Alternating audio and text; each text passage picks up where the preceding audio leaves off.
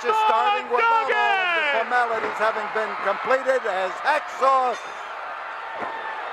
Jim Duggan came into that ring and walked up quietly behind Ted Dibiase, and you can see what the results are. We almost have Ted Dibiase in our lap. And Hacksaw right now is going out of the ring to complete the job, and it goes with a wild swing as Jim Duggan, the Hacksaw, catches Dibiase without being ready, and he is taking full advantage of it now as he storms after the new North American champion. The new North American champion is the guy who won it from Brad Armstrong, Ted Dibiase. And I want to tell you, Duggan is in prime shape tonight. And he is primed, which is even more. He is ready for Dibiase, and you have to be ready for him. Dibiase is one of the most dangerous people in the wrestling game. Duggan now uncorking right in there in that unprotected area of the chin, the throat, the chest. You lay it in there with all you've got, all the weight and all the solid smashing power that you can muster. Our next wrestling will be in this same Sam Houston Coliseum in downtown Houston, the home of Houston wrestling, on Friday, February the 1st. And I want to tell you, it's going to be another blockbuster of a card. Great, great crowd on hand here tonight to see this battle between Duggan and Dibiase. Never raise that leg slowly. Dibiase just learned that. This push, the swing, and a solid smash on the jaw. There's a powerful man. Look at the way he's handling Ted Dibiase.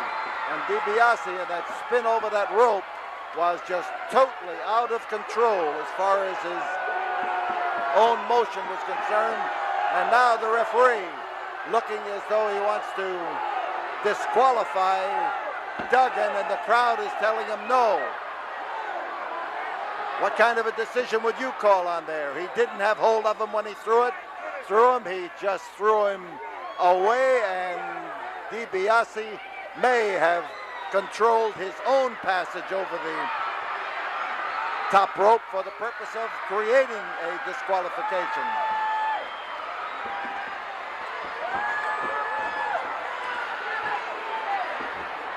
And Duggan goes outside the ring and onto the Coliseum floor. He is now at the mercy of Dibiase, as Dibiase, with that pent-up fury of having been stomped on and pushed and bounced, suddenly finds himself with an opportunity to turn that railing into a weapon, and he did. Now, Hacksaw Duggan, facing the possibility of being crashed into, and he was.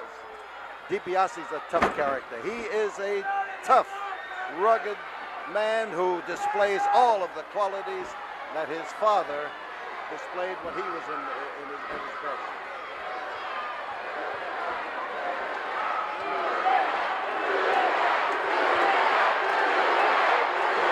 Listen to the noise here. That's Duggan.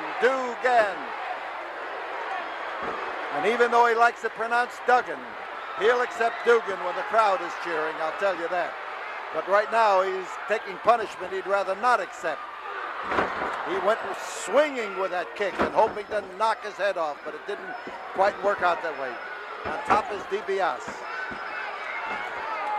You fans who like midget wrestling, we have 4 of the world's best coming to the Coliseum, the Sam Houston Coliseum, on Friday, February the 1. And I want to tell you, they will be show stealers.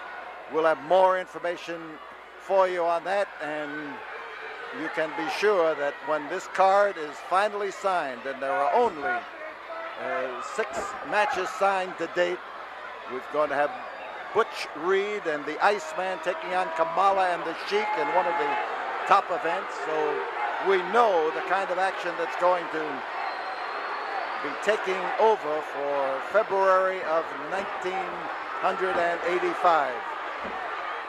So Duggan is into the rope and looking as he comes off to, well, Dibiase went down. Oh, man, did he crash into him in full NFL style. And this time, no pads, no nothing but muscle and that unclothed body. So Duggan now tries to react on Dibiase, and Dibiase was able to counter it with that foot. And believe me, that's the way this man stays in action. Here comes Duggan, crashing on the floor right alongside of us. There goes Duggan, rather Dibiase out here to grab hold of Duggan and to try to body slam him on the concrete. Oh, that was a solid smash, and Duggan is going to have to do some miracle recovering to be able to shake that one off. It's not the kind of a maneuver that he's going for the pile driver, and there goes Dibiase, and Dibiase hit the concrete and hit solidly and squarely and hard, and Duggan gets an advantage, a solid advantage here as he returns the punishment to the man who started the whole thing outside the ring. And both of them using that fist and using it at the same time. Those blows came about as simultaneously as it's possible for anything to come. And Dibiase alongside of me, Duggan is on the floor on the far side, and here is referee kind of break him up. Oh, man. He hit that so hard the ring shook on this side. And it actually shuddered from the impact of Ted Dibiase's head and shoulder driving into the solid steel ring post. And now he's using that head bender on the railing that surrounds the ring, and the solid give and take. And they have been out of the ring here for a minute or possibly 2 minutes with the referee following them around. And Carl Fergie's having his problems. They are after each other. Oh, man. He caught him, and Dibiase is bleeding and bleeding badly from a cut over the eye. And the referee is trying to get Duggan under control, and he is not succeeding, but he is getting Dibiase under control with that style of his, and blood smashes all over the place here as Dibiase hits the canvas. Towering high, Jim Duggan smashes down on the head of Ted Dibiase, and we've got Dibiase now with the gloved hand of his tightly closed, and fans here are screaming that Sandor Akbar put something into Ted Dibiase's glove, and Dibiase came off that time with a wallop in the corner. And you see him crawling over there to try to establish a victory, and we've got a victory. And the victory goes to Ted Dibiase.